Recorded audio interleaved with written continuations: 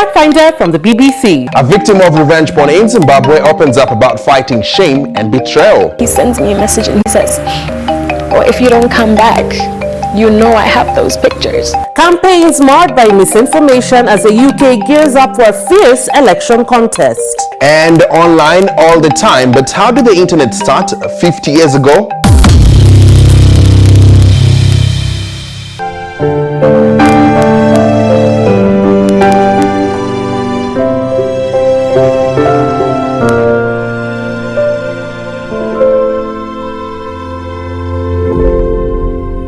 Behaving normal under these circumstances is having a death wish. Your world has changed. Isolation, quarantine, and lockdowns are the new order of the day. The new order brings work at home and homework online. Many nations are grappling under stressed health systems and people. Many people are struggling with their health and well-being during this pandemic. We focus on health issues affecting Uganda, Tanzania, Rwanda, and the rest of the East African region. That's why we'd like you to join us on NTV every morning as we break down these issues And update you on your world. Your world, your world, your world, your new normal.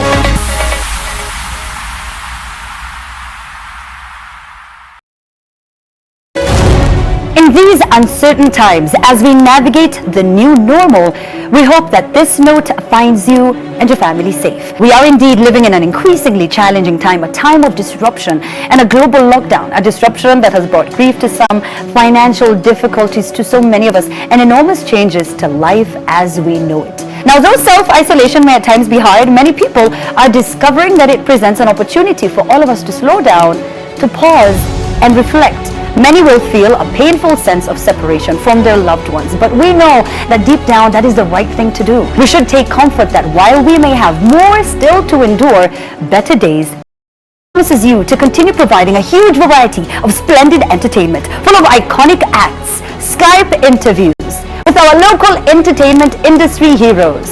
And we continuously promise to bring you nothing but the best. You, our viewer, we want to provide a steady guide of entertainment as we face the future. Staying in is the new going out. Stay home and stay safe. Make sure that you tune to The Trend every Friday right here on NTV.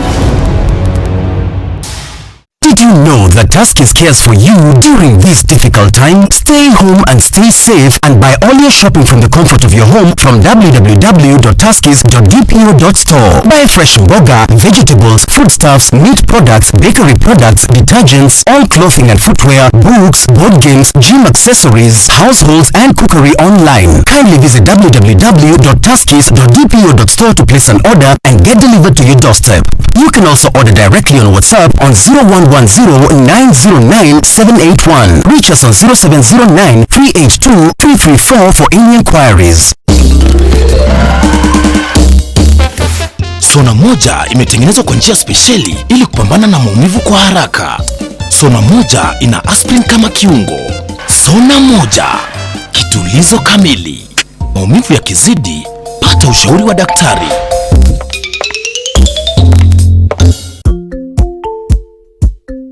Education is key. Education. To develop a nation. Education. Giving every learner the material for learning. KICD. Every stage from ECD. KICD. Shule ya msingi na ya upili. KICD. Mahitaji maalum na walimu. KICD. For your curriculum. KICD. The Kenya Institute of Curriculum Development, nurturing every learner's potential. Ian, come on, don't Josh. Guys, I'm sorry, I didn't mean to. John, the folks around here just don't understand your method of celebrating. You really embarrassed the kids this time. Are you embarrassed? I can't help it. I mean, when I feel the spirit, it just flows out of me. Now, how embarrassing is this? Anybody play basketball? I'm not Jehovah's Witness, okay? Hallelujah! Put your hands together. How do you know that God will answer when you call him? You just need to open up your mouth. A secure place for your family. You can get all this and more at Amani Ridge, the place of peace. Call us today on 0790 300 300 or visit www.optivan.co.ke.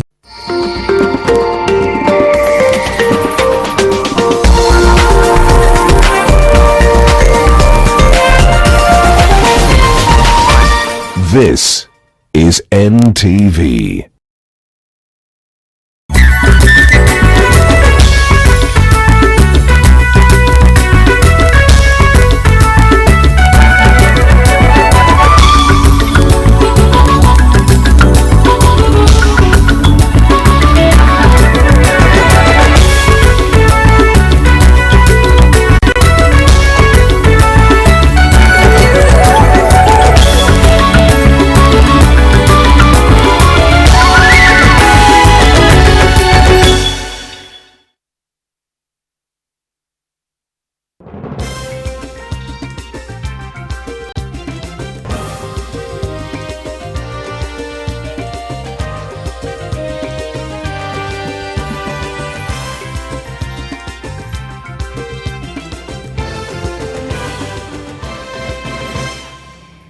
Saa moja kamili saa za Afrika Mashariki, ikiwa leo ni siku ya kimataifa ya wahudumu wa afya kote ulimwenguni. Hapa NTV tunasema asante na kuwahongera wahudumu wote wa afya ambao wako mstari wa mbele kukabiliana na janga la virusi vya corona.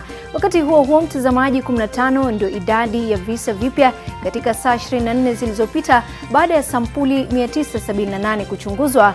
Sasa maambukizi yamefikia 715 nchini, huku waliopona wakifika 259. Karibu na haya ndio matangazo, lakini kwa sasa tupate vidokezo. 2 other individuals from Tanzania at the Isabania border also tested positive and were referred back to Tanzania. Maambukizi ya corona katika maeneo ya mipakani yawatia hofu viongozi wa Afrika Mashariki. We have tested 978 samples, out of which 15 have tested positive for coronavirus. Serikali yajitahidi kuepusha maambukizi zaidi magerezani, huku Kenya ikisajili visa 15 vipya leo.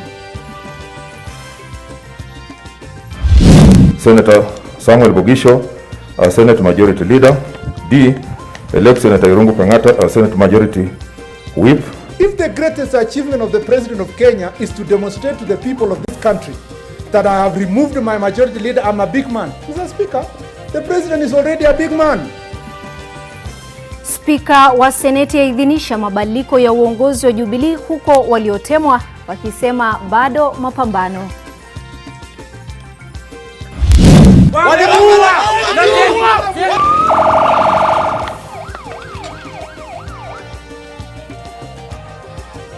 Barabara ya Kitale Lodwar yafungwa kwa muda baada ya makabiliano kati ya wenyeji na polisi. Kulikoni?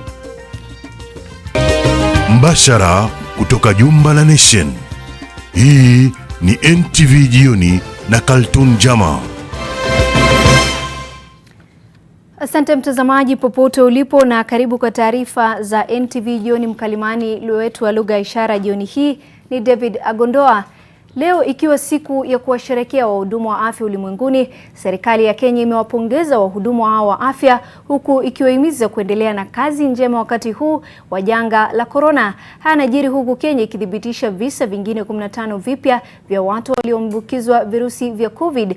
Visa hivyo vipya vinapelekea idadi ya jumla ya maambukizi nchini kufikia 715. Serikali pia imesema kuwa itashirikiana na idara ya magereza kuhakikisha wafungwa wamepimwa. Mwanahabari wetu Helen Aura na mengi zaidi.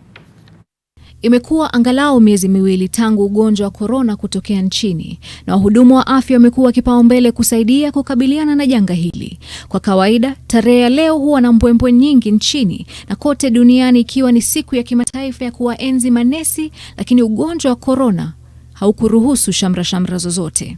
Through their efforts and commitment in conjunction with other healthcare workers, that we have managed to record over 200 recoveries since the pandemic struck in the country.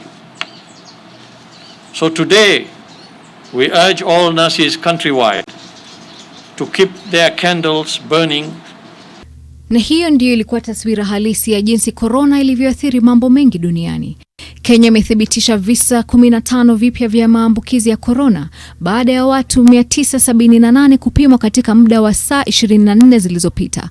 Kati ya hao 15, 14 ni raia wa Kenya na mmoja wa asili ya Rwanda. Kaunti ya Mombasa ndiyo yenye visa vingi zaidi ambapo watu 7 wamepatikana na virusi vya korona leo.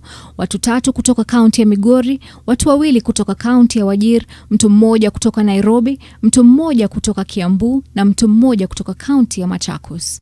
Wizara pia imesema watu 3 wamepoteza maisha yao leo kutoka kaunti ya Mombasa. Kufikia sasa vifo nchini ni 36. Wizara ya Afya imesema kuwa inashirikiana na idara ya magereza ili kuzuia kusambaa kwa maradhi hayo.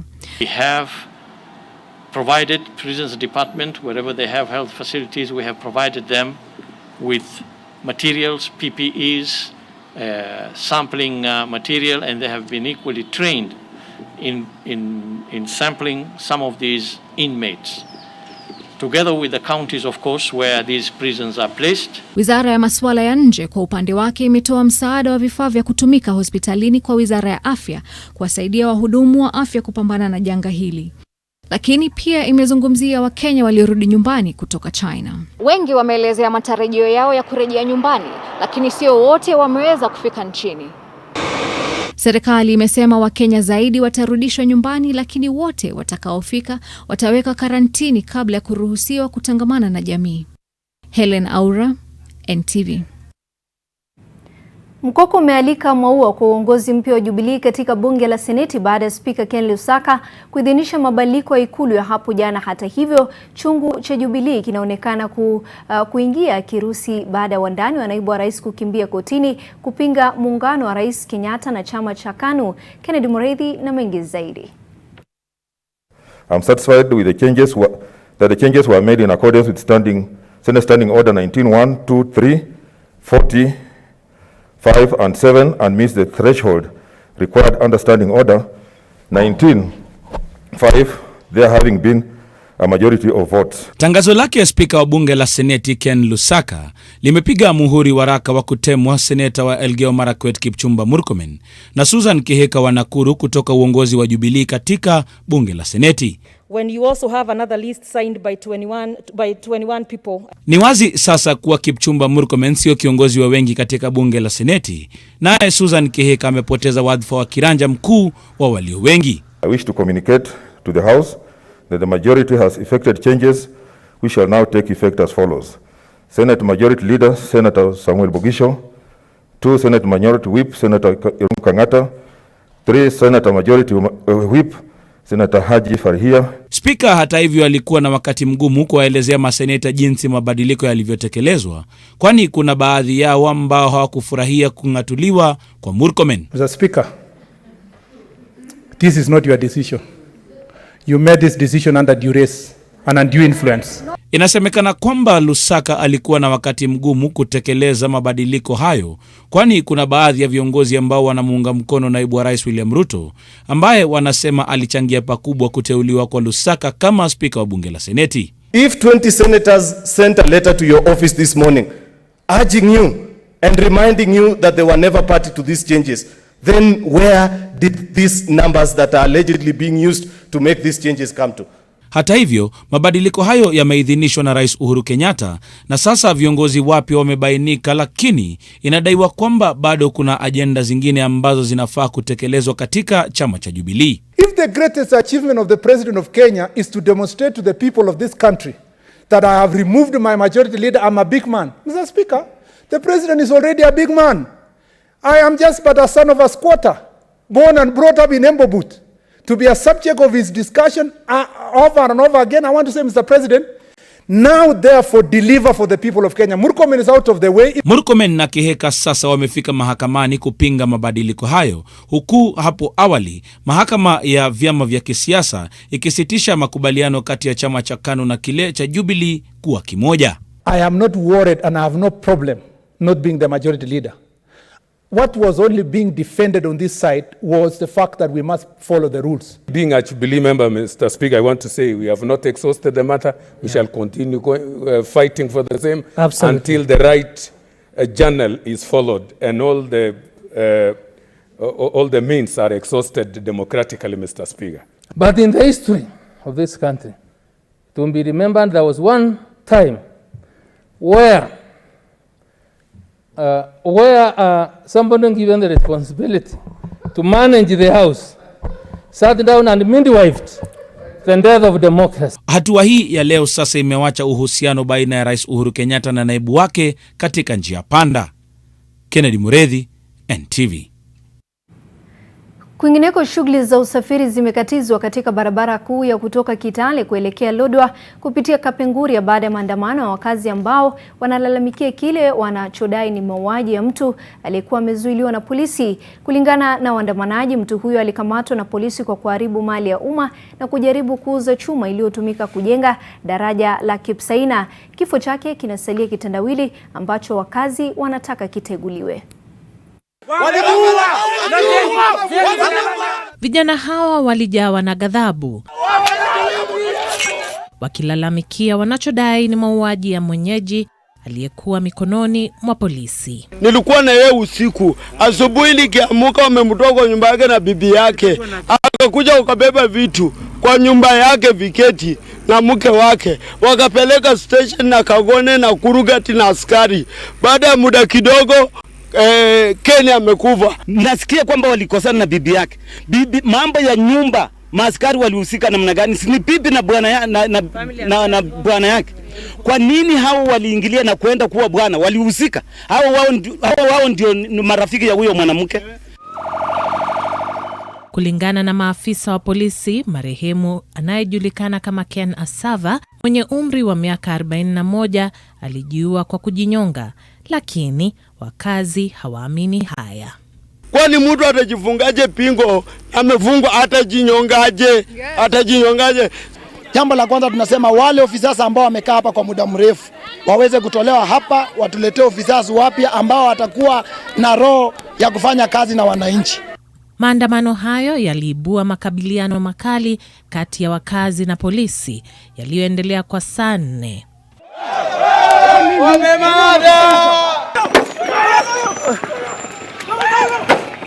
Ilikuwa kiguni ponye, huku polisi wakijaribu kuwatawanya waandamanaji. Wengine wao hawakufanikiwa kuepuka mkono mrefu wa serikali. Na punde si punde, polisi walijaribu kufanya mazungumzo na wananchi mradi wadumishe amani. Tutachunguza mpaka dakika ya mwisho. Hatutaacha jiwe moja imelala. Tutapindua mawe yote na mpaka tuelewane. Vile alikufa na lazima tutafanya. Itakuwa na postmortem na lazima mtafute daktari na daktari wa serikali atafanya, na kama kuna daktari mwingine ambaye tutaweza kuincorporate tutafanya na tuweze kupata. Wakazi wanataka mamlaka ya IPOA kufanya uchunguzi wao ili kubaini ukweli wa mambo. Charity Mwangi, NTV. Kasi ya juu ya maambukizi ya virusi vya korona katika maeneo ya mpakani imechochea mkutano wa dharura wa viongozi wa nchi za Afrika Mashariki uliofanyika kupitia video ya pamoja, ambapo marais wa nchi za East Africa wamekubaliana kwamba ipo haja ya kuwa na mikakati wa pamoja wa kudhibiti maambukizi mipakani. Huko haya kijiri, wakazi wa eneo la mpakani la Namanga wanazidi kuishi kwa hofu baada ya madereva wa malori ya mzigo kuzidi kuambukizana COVID. At the end of the day, unless we work together, we are not going to be able to solve this problem, because our borders are porous, our people are one, and therefore we must have a common position if we are to actually defeat this virus. We are continuing to actively enforce what we call contact tracing, which has actually proved to be very effective, especially in tracing, as President Museveni has said, those who have come into contact and those people they come into contact with.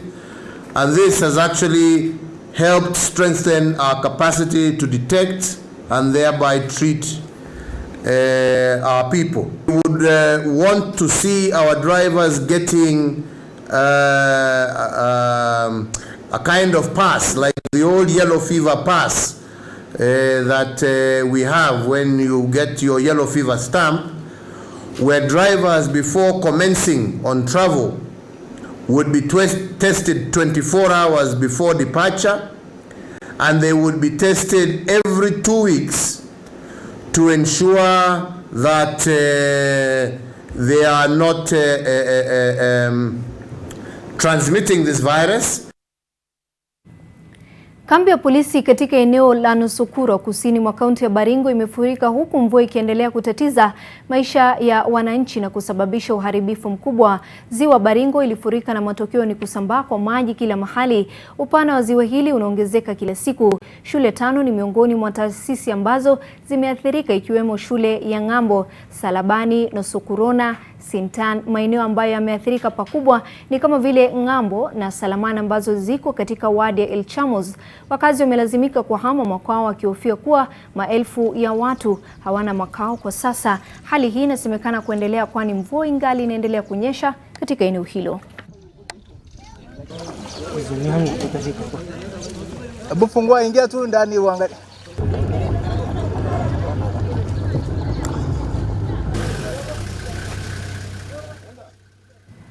Mtazamaji, dakika zimekatika 13 baada ya saa 1 kamili saa za Afrika Mashariki. Josham Auto anasema salute kwa wahudumu wetu wote wa afya. Andrew Ndavi anasema Mungu awasaidie wahudumu wetu wote wa afya ambao kwa mstari wa mbele katika kuhakikisha kwamba tumeshinda vita dhidi ya COVID. Wa mwisho anasema David Kovoga anasema serikali fungeni mipaka jamani, kuna nini tuweze kushinda vita dhidi ya COVID-19. Tunakwenda mapumzikoni, tutakaporejea taarifa zaidi usiondoke.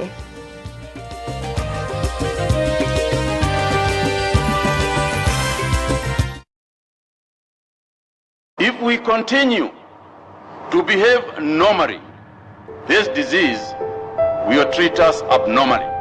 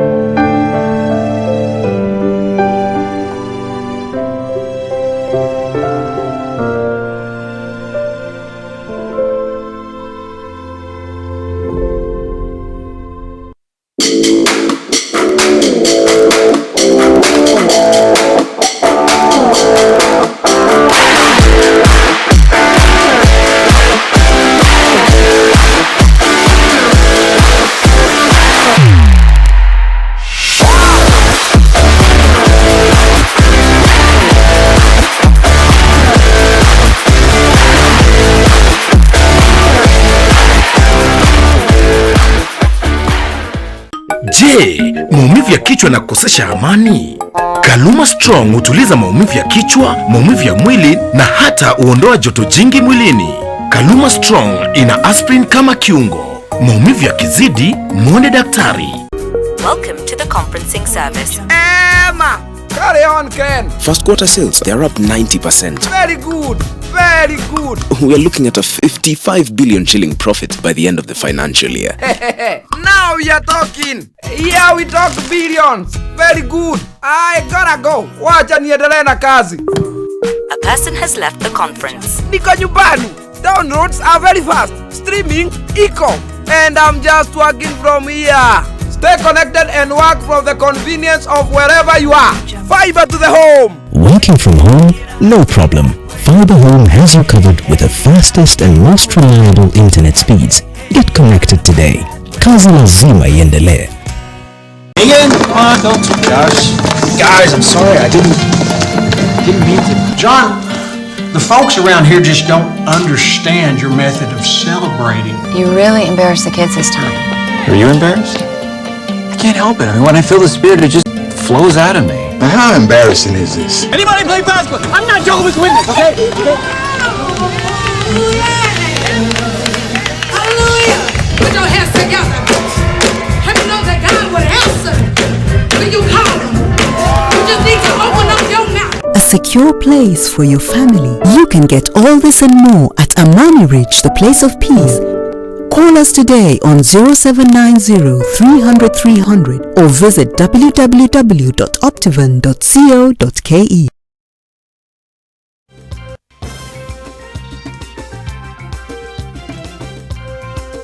Karibu mtazamaji katika awamu ya pili ya NTV Jioni. Serikali ya kaunti ya Trans Nzoia imeanza shughuli za upimaji wa umma ili kubaini hali ya maambukizi ya COVID-19, na katika kaunti ya Bungoma vibarua wanalalamikia kile wanachodai ni kutolipwa kwa mishahara yao ya zaidi ya mwaka mmoja. Hebu tupate mengi zaidi katika mkusanyiko wa matukio majimboni.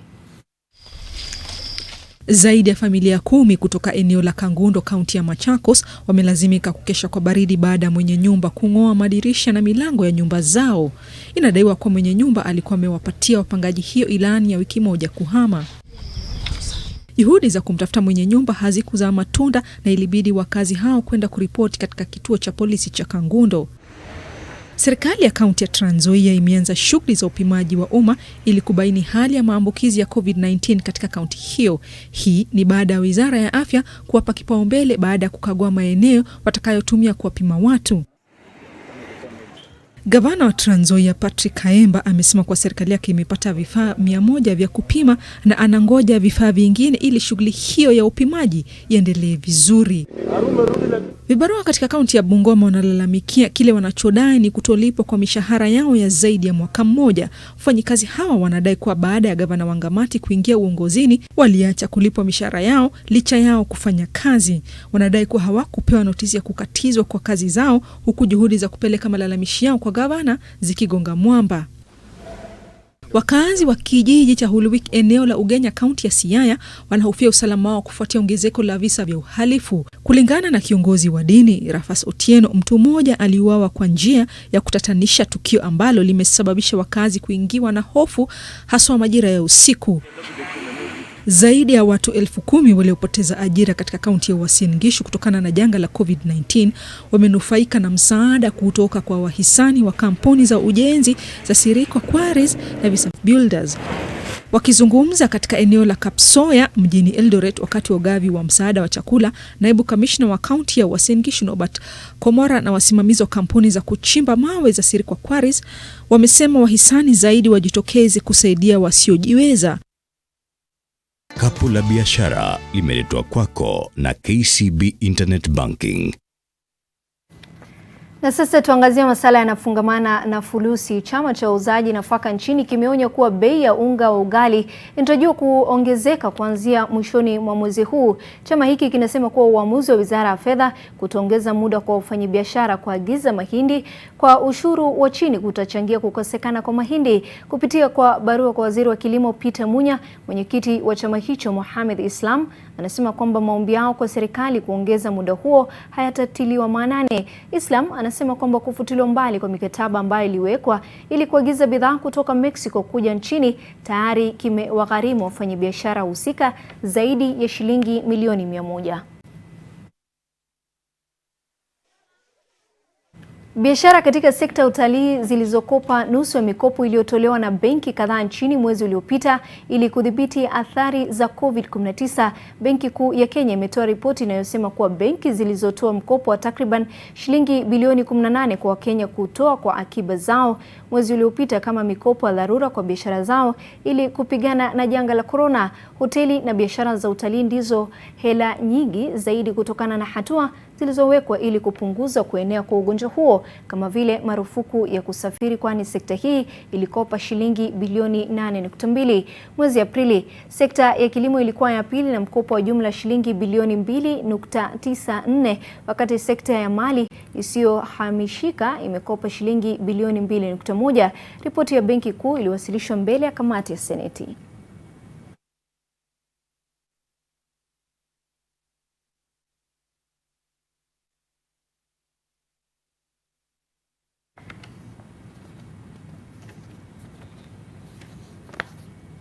Mtazamaji, ni hayo tu katika kapu la kibiashara. Tunakwenda tena mapumzikoni, tutakaporejea taarifa za spoti. Usiondoke. Kapu la biashara limeletwa kwako na KCB Internet Banking. We can always talk about your account online whenever you like. Register at your nearest branch for KCB Internet Banking today. Kira! Kira? Where are you?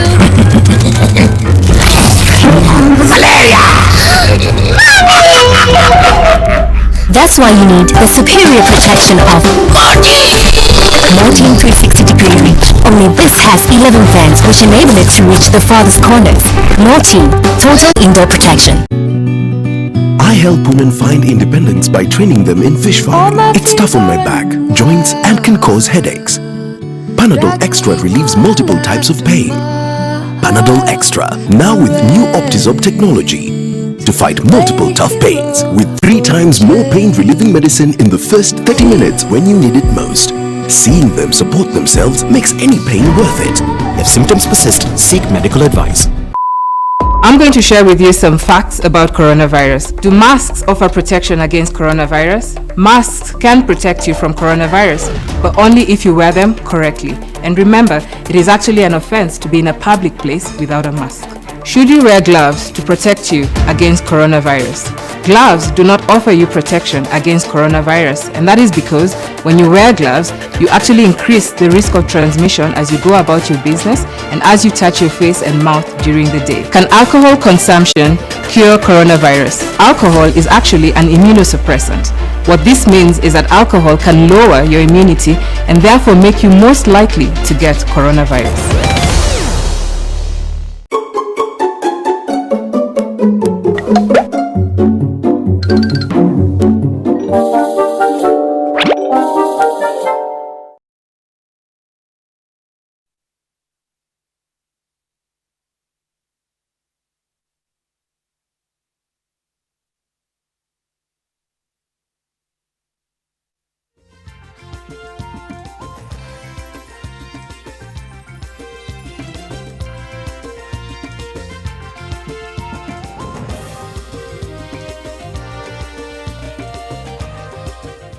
Na kabla tuangazie habari za spoti, siku moja baada ya NTV kuangazia kilio cha familia moja katika mtaa wa Kedoa katika kaunti ya Kericho waliokuwa wamehangaika kutafuta mwili wa mpendo wao aliyezama baada ya kujaribu kutoroka kukamatwa na polisi, familia hiyo sasa inashusha pumzi baada ya kupata mwili wa mwana wao. Watoto waliokuwa wampeleka mifugo malishoni walikumbana na mwili huo na kuwajulisha wanakijiji. Polisi walikuwa na wakati mgumu walipojaribu kuchukua mwili huo, kwani wakazi walikataa wakidai kuwa kijana huyo alikufa kwa sababu ya polisi. Baada ya mazungumzo na polisi, walipeleka mwili katika chumba cha kuhifadhi maiti cha hospitali ya Londiani. Investigations are in high gear, being shepherded by the DCIO, and part of those allegations you are saying are part of the allegations that are being investigated. We don't want to jump to conclusions. What is very important now is we have found the body. It will be subjected to post-mortem in addition to other serious investigations. Whoever will be found to have behaved illegally, the law will have to take its course.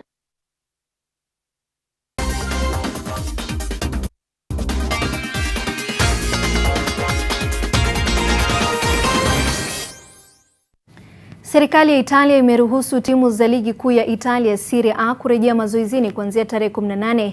Hii ni ishara kwamba ligi ya Italia huenda ikarejelewa mwezi ujao. Wachezaji hao wanaruhusiwa kufanya mazoezi kwa kuzingatia masharti yaliyowekwa na serikali ili kukabiliana na janga la virusi vya corona. Aidha, serikali ya Italia imeshaondoa marufuku ya kutotoka nje iliyodumu miezi miwili hadi kusitishwa kwa Serie A katikati mwa mwezi Machi. Mabingwa Juventus wangali kileleni mwa jedwali wakifuatwa na Lazio walio wa pili. Inter Milan inashikilia nafasi ya 3.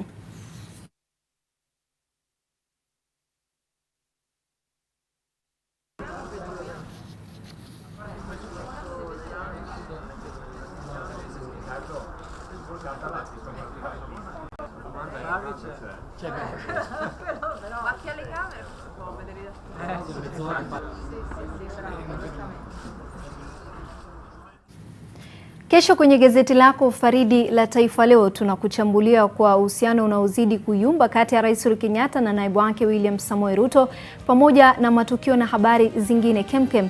Usikose kujishikia nakala yako.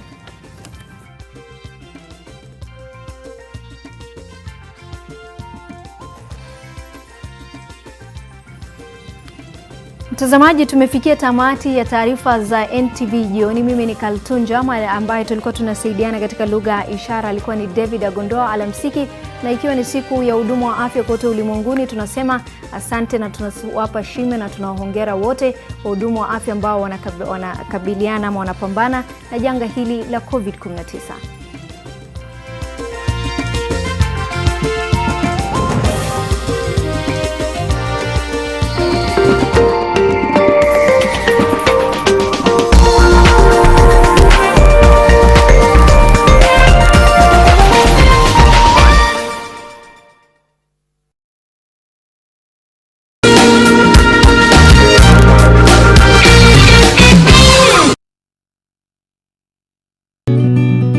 I help women find independence by training them in fish farming. It's tough on my back, joints, and can cause headaches. Panadol Extra relieves multiple types of pain. If symptoms persist, seek medical advice. It's in times of great difficulty that we should always give thanks to those who are there for us.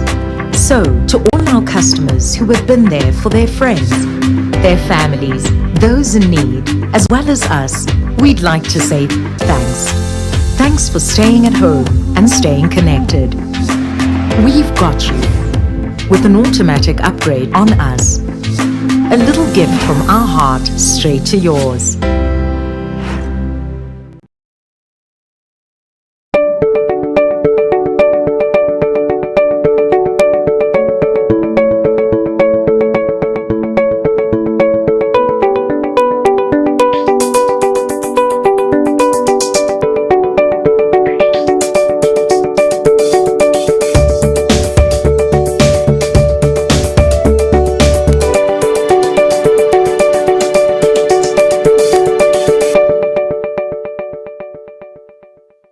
This is Fact Finder from the BBC. A victim of revenge porn in Zimbabwe opens up about fighting shame and betrayal. He sends me a message and he says, "Oh, if you don't come back, you know I have those pictures." Campaigns marred by misinformation as the UK gears up for a fierce election contest. And online all the time. But how did the internet start 50 years ago?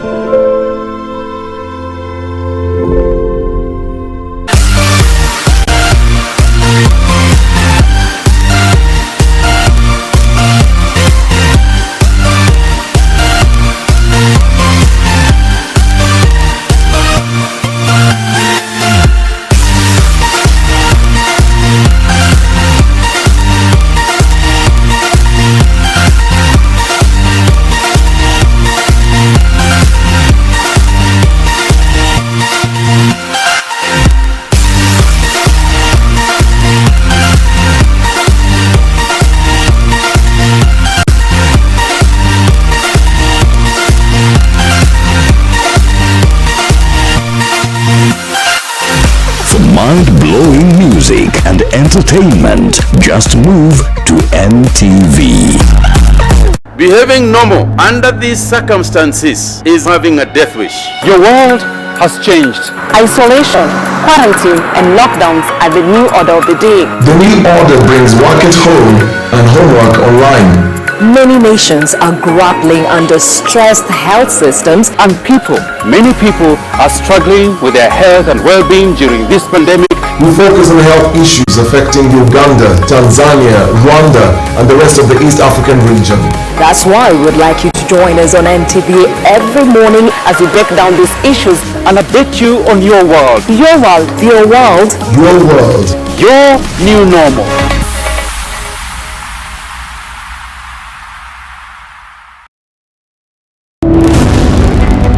Sasa maneno ya mvua imeharibu kila kitu, maji kubeba lori. Siku 3 tumelala kwa maji, Tayari wodi 3 ziko chini ya maji. The damage done to the fisheries is estimated to cost about 300 billion. Hakuna mtu anaweza toka sehemu ile kuja kuchukua chakula mtaani. Hatuna mahali pa kwenda. Tangu usibuhi sijakula, sina hata kitu. Hiyo mafuriko wametuumiza kabisa. Maafa yameletwa na mafuriko hata yameshinda yale ya corona. Ukisema mnaanza kutafutia demu kwa sheria za corona, hamtaweza kwa sababu hapa tumeshikana wenyewe kwa wenyewe. This is science. This is not fiction and it's not even politics. Maji yakizidi unga utasombwa na itakuwa tu ni watu kuja kusema ruere. Watu kwa hiari yao wahame.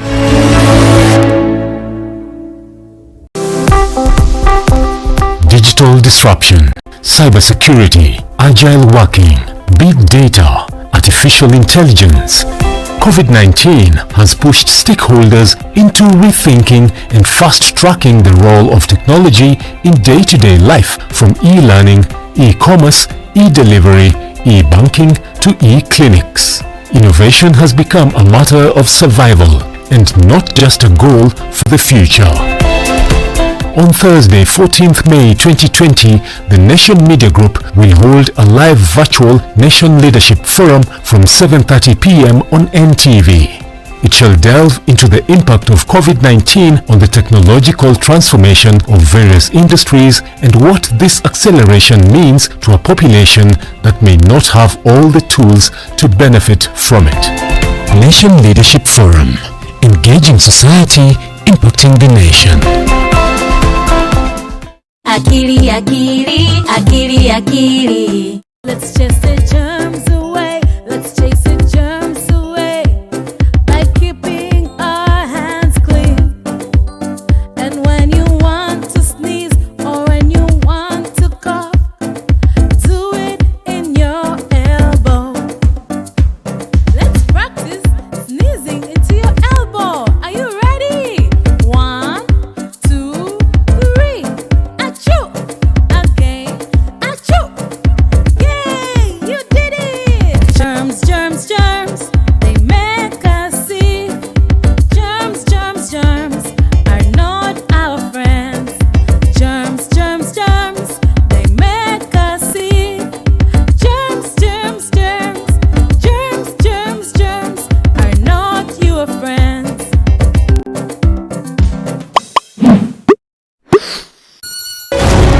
As a news director, you also need to put a lot of consideration when it comes to preventing the spread of the coronavirus, especially here in the All right. Yes, and I think that's what I learned.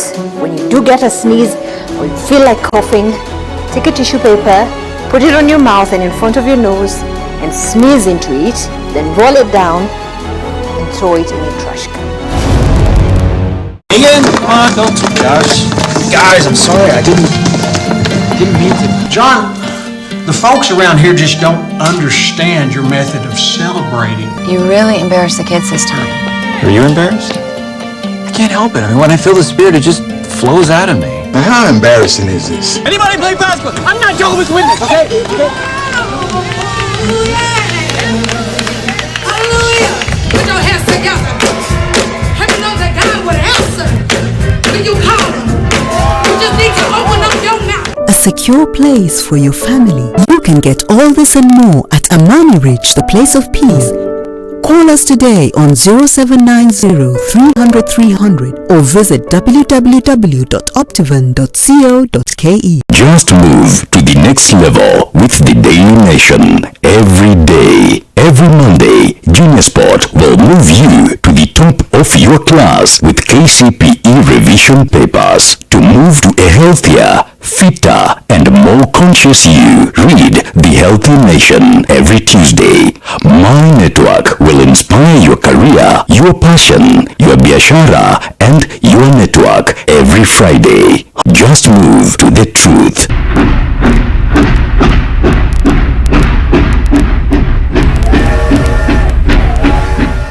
East Africa is transforming.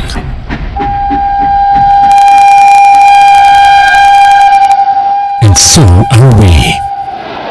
We're now more diverse, more visual, more engaging. Grab a copy of the new East African. To subscribe, Email subscription@ke.nationmedia.com or epaper@ke.nationmedia.com.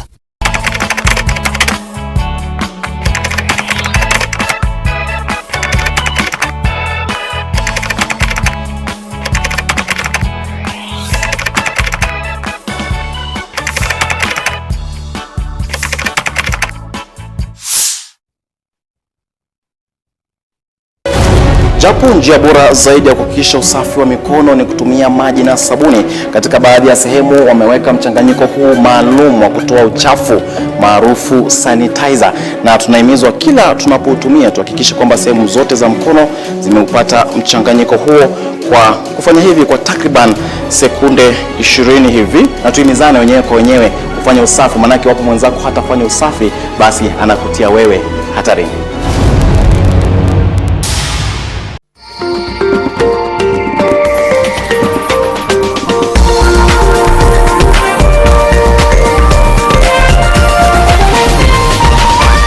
This is NTV.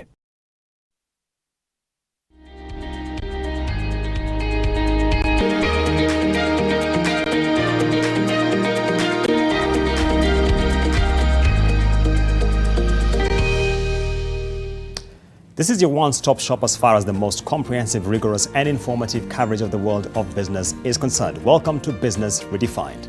A lot has happened since we last met here on Business Redefined. The good news is that the International Monetary Fund has finally given a green light for a 78 billion shilling rescue package for Kenya's economy in light of the adverse effects of the COVID-19 pandemic. The sad news is that the same IMF has since downgraded Kenya's vulnerability to debt distress from a moderate to high stance, meaning it is worried about the country's rising pile of debt and what it means for the economy. Welcome to Business Redefined, a show focused on enhancing financial literacy in Kenya and keeping you ahead of the curve on developments in the business environment. Our focus tonight is on the issue of restructuring of loans from commercial banks rather. How does one go about it? What do banks look for when determining if to restructure? What options of restructuring exist? Our starting point tonight is on the presentation by the Governor of the Central Bank of Kenya before the Senate's ad hoc committee. They can be rescheduled for anywhere between even 3 months all the way to 1 year. So it depends on the circumstances of the borrower. And I think here, particularly the personal loans, maybe they think that they have to provide, all sorts manners of information. And I think that is the problem. I would strongly encourage them to go to the bank and with some of the information I mentioned, in terms of proving that their income has fallen. And I think it is very clear because you have a letter that says you are no longer doing this or that barber, for instance, that we were talking about, obviously doesn't have a letter, but can show on the bank statement, look, I used to receive X amount every month and you can see where it is. Now I'm not even, last month I only got 50 customers, which is nothing, whatever it is, or I only got 10 and you can see my income is nothing. So I think things like that, that's what they need to present. If you're an existing customer of a bank and 2 months ago the bank thought that you were viable to be lent money, you should be able to go to your bank today and face them and say, 2 months ago I was good, it is a crisis that I may not be viable today, but beyond this crisis I shall be. What I urge every employer to do is, if you take an action that affects your employees, please do give them a letter that they can take to the bank, because a lot of them also have loans, and they can use that letter to negotiate for either debt rescheduling or reduction of repayment.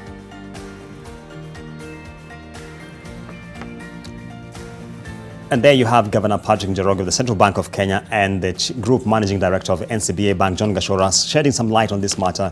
Now, on the 18th of March 2020, the Central Bank of Kenya and members of the Kenya Bankers Association met with President Uhuru Kenyatta at State House in Nairobi to outline measures to be deployed in cushioning the economy from the COVID-19 shock. Among the measures, banks agreed to extend relief to borrowers by way of loan restructuring, which could include, among other options, prolonging the repayment period. Data from the Central Bank of Kenya shows that there are about 7.2 million loan accounts in Kenya, 93% of which are held by individuals. Still, Many Kenyans are unclear as to how to go about restructuring their loans. Let's break it down, the detail of bank loans in Kenya, and look at some critical numbers which do define how we go about our day-to-day business and why the issue of bank loans is critical. If you look at data from the central bank, we have about 2.6 trillion worth of loans in Kenya in terms of banking sector loans in the economy. And this figure is quite significant. And if you wanted to put this into context, you remember that last year our budget was about 3 trillion shillings, and that tells you how significant this is. But let's break this down further into a manner you and I can easily understand. Assuming you had the 1,000 shillings note, which is about 14.3 centimeters. Now, if you decided to take that figure of 2.6 trillion shillings in 1,000 shillings notes, what would mean is that you would have 2.6 billion shilling notes of 1,000 shillings. Now, if you decided to line them one by one, you would be able to cover a significant distance of 371,614 kilometers. That's how long that would be. Now, let's put this in terms that we relate to it every day, and let's look at roads, for example.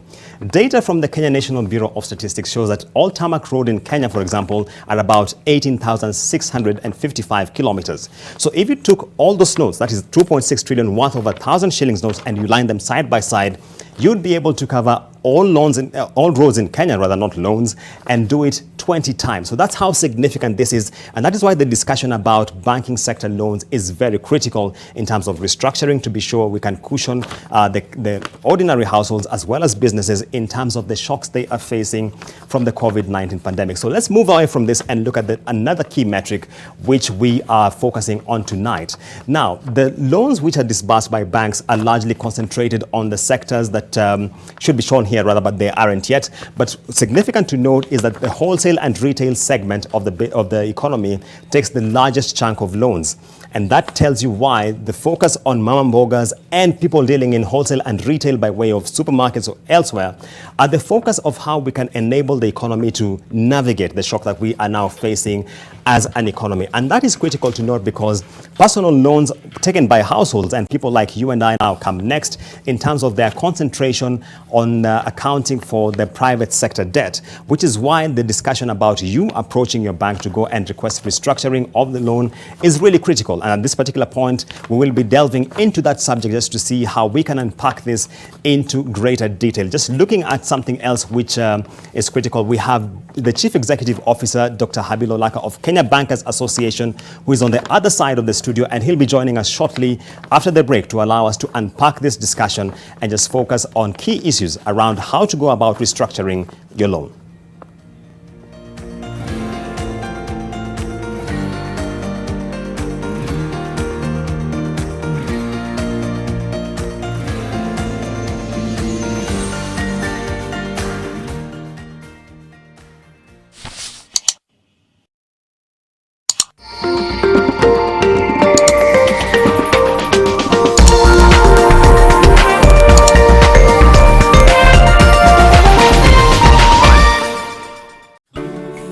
Wajua wanasema food has memory, and those who nourish you are never forgotten. Unakumbuka the auntie who made sure you shibat? We jamaa wa nyama, ule anakuwekea nyama poa ya choma. The dere, happy to share your takeaway. Na huyo mama wa chai, ule anawarm your lunch before you ata uliza. Yua mama mboga, ule anakuongezea ata nyanya. Ule waiter kusava haraka haraka. Na ule mandazi lady, ule anakuwekea ndao moja ya baadaye. Na yua boda boda rider, ule jamaa kufikisha haraka haraka. Now this is the time to let them know they are not forgotten. This is the time to make sure every table in Kenya has food on it. The points on your phone can be food in their home. When you sit with a plate of food today, pledge to stand for someone who has put food before you. Dial *126# to transfer your bonga points now so they can buy food and necessities at any outlet with a Lipa na M-Pesa till. Safaricom is for you. Oya ni aje, mino Jonte Fresh. Mi ndio nimetambulika hii Gikomba yote sekta ya manguo. Jumio transform nguo ordinary za mtush zenye ziuka mna hii harufu ya bail into the freshest igi kosi yote. Siri ni hii Ariel mpya ya pink. Na kusho mtush zinang'ara kung'ara kushinda kamera. So clean, so fresh. Ma customer unaisana na hii story. Ninatumia Ariel touch of down mpya tu. There's no debate. Home is best. If you must pay for deliveries, use your NCBA debit card.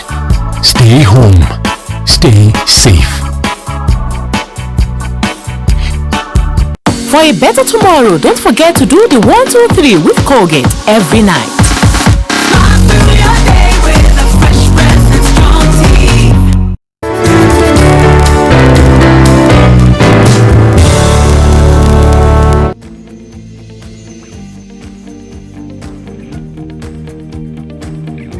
Welcome back to Business Redefined, a show that focuses on enhancing financial literacy as well as unpacking developments in the business environment. Tonight we're focusing on restructuring your bank loans, and I'm joined on set by the Chief Executive Officer of the Kenya Bankers Association, Dr. Habil Olaka.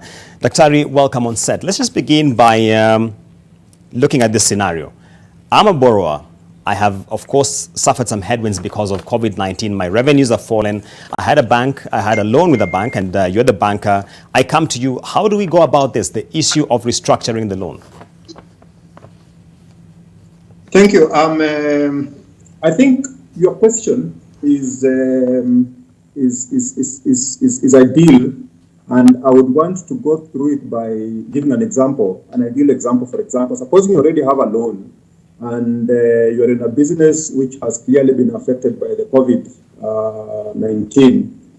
Suppose you're running an eatery place, and you've got an existing loan for which you're paying 50,000 Kenya shillings per month, and you can clearly demonstrate the fact that by the 2nd of March you are current on your loan, which therefore means that subsequent to that you are unable to meet the 50,000 shillings monthly repayment because of the drop in your revenue inflows. What you can then do is to go to the bank. The bank already has your details about your revenue inflows. They will then look at how impacted your cash flows is, and therefore how much you can be able to repay in the period going forward. So supposing, for example, you can only be able to repay 20,000 when initially you are meeting 50,000.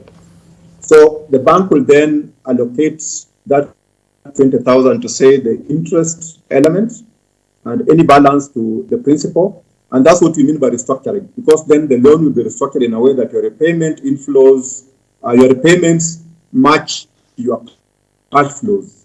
So you will then be able to agree with the bank on an installment repayment of say 20,000 from the original 50,000 that you are paying. Dr. Habil, you've mentioned two very critical elements there. That is about principal and interest. Just for the sake of our viewers, just explain in greater detail how these two elements are looked at in view of restructuring. Okay. Essentially, an installment, the repayment of an installment has got both the principal element. The principal means you are repaying back the original amount you borrowed. Then the interest, because you have benefited from the loan, you pay an interest element back to the bank for having accessed you the loan for the period for which the amount is outstanding.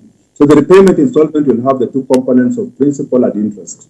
Now, when you talk about restructuring, you can either restructure the principal element and then you continue meeting the interest only, or you can restructure both the principal and interest element so that you are sort of like delaying the repayment of both the principal and interest element.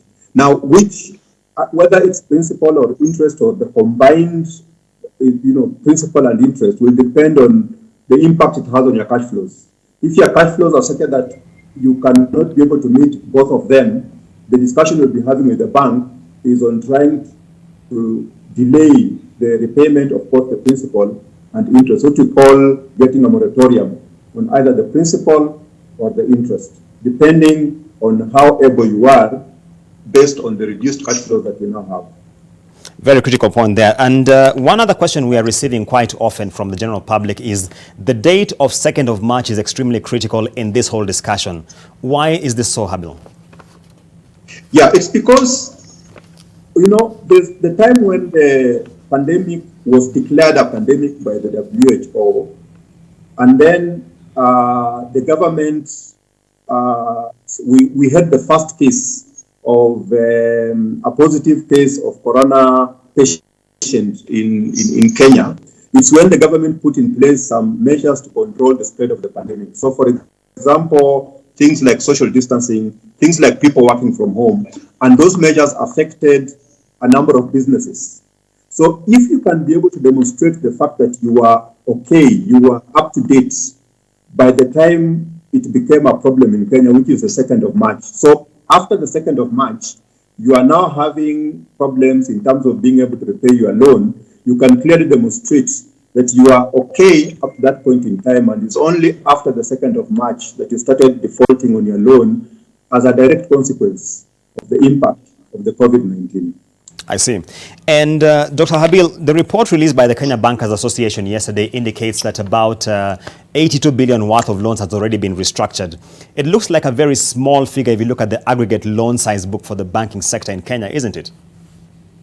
Yes, and that was the figure that was given from the report from the central bank of the one of 82 billion. But we actually know that that was for the first 1 month after the offer was given by the banks to provide that kind of accommodation to borrowers. But we now know that the actual demand from the market in terms of the structuring is much, much more than that.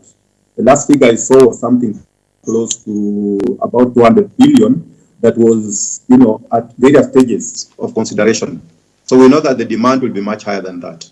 Getting to the tail end of our conversation, Daktari, the whole discussion around sectors, of course, some sectors have been more adversely hit by this COVID-19 pandemic than others. When it comes to restructuring, how does that play into the consideration? I think it's because we know that some sectors have specifically been particularly hard hit, like, for example, hospitality, because hospitality was among the first sectors to be particularly hit. We also know real estate, for example, construction sites because of the need to keep the social distancing. Trade, for example, because people have more or less moved away from their normal business operations. So we know those are sectors that will be specifically hard hit, and therefore, in terms of expectations of the entities that will be coming forth for accommodation, we expect quite a bit of demand from those specific sectors. And on to my final question, Daktari. When you look at the impact this is likely to have on banks in terms of what you normally call your asset quality, what are your expectations like? I think we certainly expect the fact that because entities have been hit, we expect the non-performing loan portfolio in the banking sector to marginally increase. Currently, we are talking about being at a level of about 12.4%. The survey we did at the Kenya Bankers Association in terms of what banks expect to see going forward into the future towards the end of the year, I think the estimate is that this may marginally rise up to 14%, but not much higher than that, partly because of the fact that banks will be very conscious of the fact that we do not want this health crisis to evolve into a banking crisis thereafter, post-COVID-19. Many, many thanks, Dr. Habil Olaka. That has been Dr. Habil Olaka speaking to us. He's the Chief Executive Officer of the Kenya Bankers Association, and he's been unpacking the whole subject of how to restructure your loan to approach your bank and some of the things you need to consider. Remember the date, effective 2nd of March, because that's when it's considered that COVID-19 began to adversely affect the economy of Kenya, as well as the discussion around your principal versus your interest and how this plays out when it comes to your conversation with your bank. The key take-home point is that you can approach your bank, and given that you have verifiable documents in terms of your revenues and how you've been impacted, then you will be eligible for consideration on how to go about the whole discussion on restructuring your loan. Up next, we have the markets review.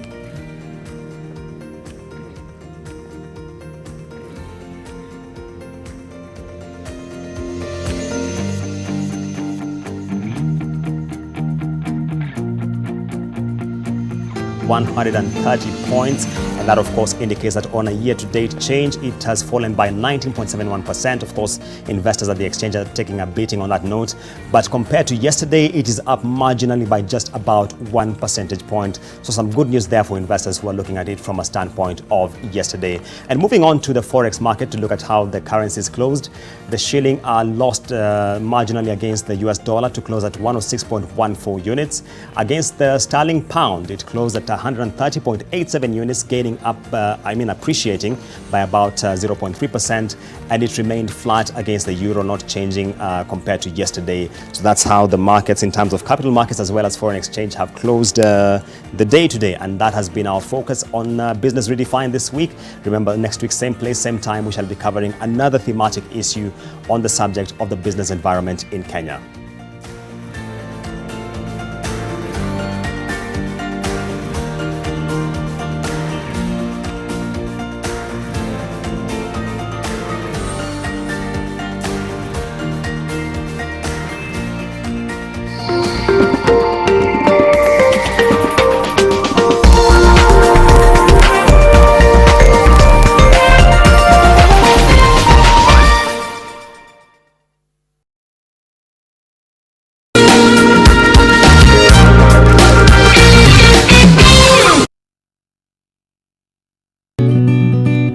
Help women find independence by training them in fish farming. It's tough on my back, joints, and can cause headaches.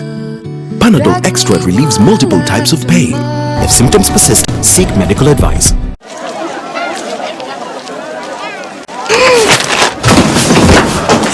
Do your gums hurt? Yeah. Does your toothpaste contain sage, eucalyptus, myrrh, chamomile? All that in one toothpaste? Yes, try Colgate Herbal. Colgate Herbal contains nature's best herbs and Colgate's fluoride technology to give you strong teeth and healthy gums. Ah, Colgate Herbal. Let's go.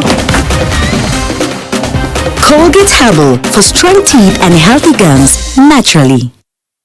Behaving normal under these circumstances is having a death wish. Your world has changed. Isolation, quarantine, and lockdowns are the new order of the day. The new order brings work at home and homework online.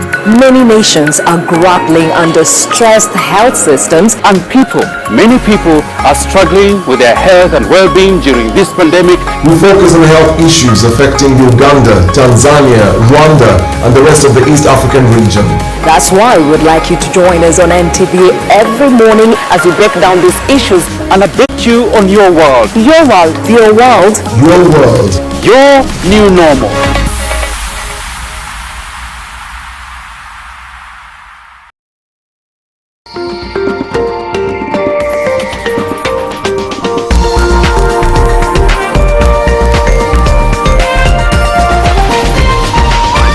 NTV, turning on your world. The following program has been rated PG. It may contain scenes unsuitable for children under the age of 10.